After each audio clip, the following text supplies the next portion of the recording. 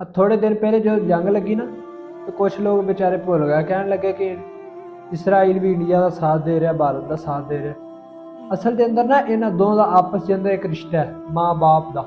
इन्होंने माँ बाप दोनों के एक ने। यहूदी इसराइल के अंदर रहने वाले यहूदी ने, यहूदी कई 100 बरस रसूलुल्लाह सल्लल्लाहु अलैहि वसल्लम तो आमन तो पहले जो जनाबे मूसा अलैहिस्सलाम कोहे तूर ते गए, इन्हें पिछों बच्छे नूं अपना माबूद बना लिया। ते हिंदू भारती किंदी पूजा करते ने? गाय दी। गाय माता, गाय नूं मां मानते ने। और यहूदी किंदी पूजा करते सी? बच्छे दी। असल के अंदर इन्हां दा गाय ते बच्छे का रिश्ता है, इन्हां दे मां ते प्यो का रिश्ता है, तां करके आपस के अंदर एक होए ने। ते ये कली कौम की सारी दुनिया मिल के आ जाए ना, सारी दुनिया मिल के आ जाए।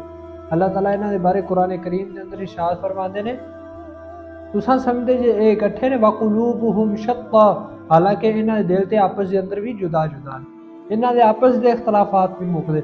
मुसलमान अल्हम्दुलिल्लाह कुव्वत ने, और कुव्वत एक ऐसी शीशा पिलाई हुई दीवार, बुनियान मरसूस, ऐसी दीवार है जड़ी शीशा पिलाई हुई मजबूत दीवार है मुसलमान।